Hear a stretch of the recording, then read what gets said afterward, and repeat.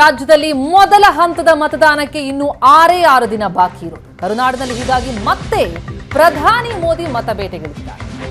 ಇವತ್ತು ಚಿಕ್ಕಬಳ್ಳಾಪುರ ಮತ್ತು ಬೆಂಗಳೂರಿನಲ್ಲಿ ಮೋದಿ ಮೇನಿಯಾ ಸಮಾವೇಶಗಳಲ್ಲಿ ಭಾಗಿಯಾಗ್ತಾರೆ.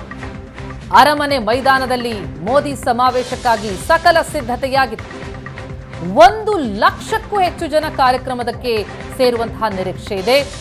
4 ಲೋಕಸಭಾ ಕ್ಷೇತ್ರದ ಬಿಜೆಪಿ ಅಭ್ಯರ್ಥಿಗಳ ಪರ ಬೆಂಗಳೂರಿನಲ್ಲಿ ಮೋದಿ ಪ್ರಚಾರಕ್ಕೆ ಮುಂದಾಗ್ತಾ ಇದ್ದಾರೆ.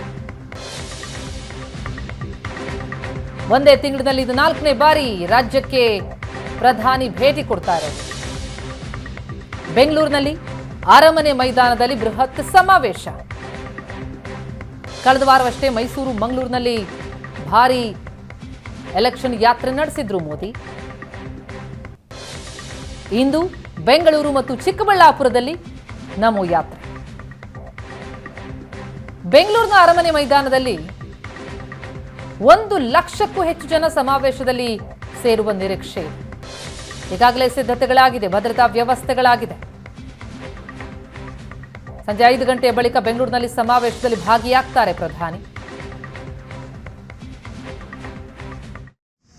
ರಾಜ್ಯದಲ್ಲಿ ಮೊದಲ ಹಂತದ ಚುನಾವಣೆಗೆ ಇನ್ನು ಕೇವಲ 1 ವಾರ ಮಾತ್ರ ಬಾಕಿ ಇದೆ.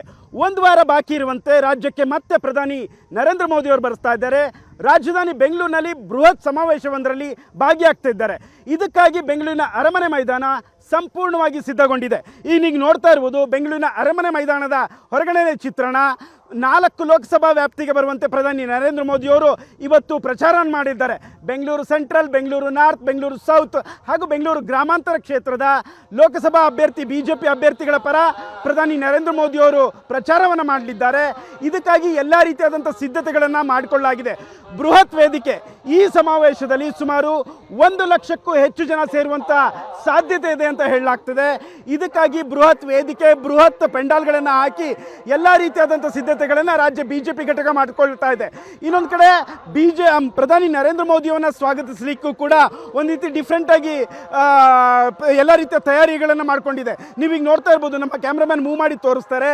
ಪ್ರಧಾನಿ ನರೇಂದ್ರ ಮೋದಿಯವರು ಅರಮನೆ ಮೈದಾನಕ್ಕೆ ಏನು ಎಂಟ್ರಿ ಆಗ್ತಾರೆ, ಆ ಎಂಟ್ರಿ ಆಗುವಂಥ ಗೇಟ್ ಇದೆಯಲ್ಲ ಸಂಪೂರ್ಣವಾಗಿ ಕೇಸರಿಮಯವಾಗಿ ಅಲಂಕೃತಗೊಳಿಸಿದೆ. ಪ್ರಧಾನಿ ನರೇಂದ್ರ ಮೋದಿ ಸೇರಿದಂತೆ VIP ಎಂಟ್ರಿ ಅದಾಗಿರುತ್ತೆ, ಅದು ಸಂಪೂರ್ಣವಾಗಿ ಕೇಸರಿಮಯವಾಗಿದೆ. ಇನ್ನು ಉಳಿದಂತೆ ಸಮಾವೇಶದ ಹೊರಗಡೆಯೂ ಕೂಡ ಬಿಜೆಪಿ ಪಕ್ಷಗಳು ಮತ್ತು ಮೋದಿಯವರ ಕಟೌಟ್ಗಳು ರಾರಾಜಿಸ್ತಾ ಇದ್ದಾವೆ. ನೀವೀಗ ನೋಡ್ತಾ ಇರ್ಬೋದು ಸಮಾವೇಶದ ಹೊರಗಡೆ ಪ್ರಧಾನಿ ನರೇಂದ್ರ ಮೋದಿಯವರ ಈ ರೀತಿಯಾದಂಥ ಕಟೌಟ್ಗಳು ರಾರಾಜಿಸ್ತಾ ಇದ್ದಾವೆ. ಸುಮಾರು 1,000ಕ್ಕೂ ಹೆಚ್ಚು ಕಟೌಟ್ಗಳನ್ನು ನಾವಿಲ್ಲಿ ಕಾಣ್ಬೋದು.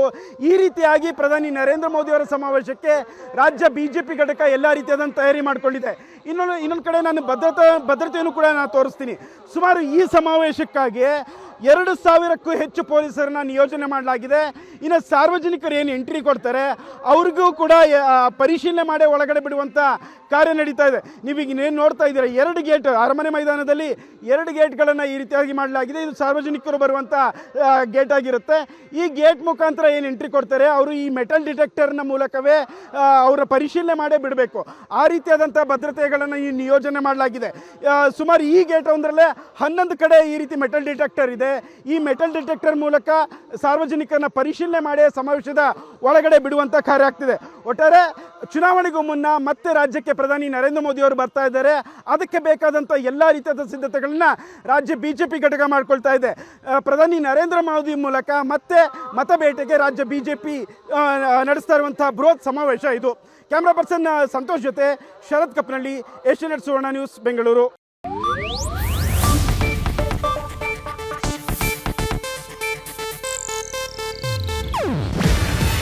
ಇದು ಏಷ್ಯಾನೆಟ್ ನ್ಯೂಸ್ ನೆಟ್ವರ್ಕ್ ಪ್ರಸ್ತುತಿ.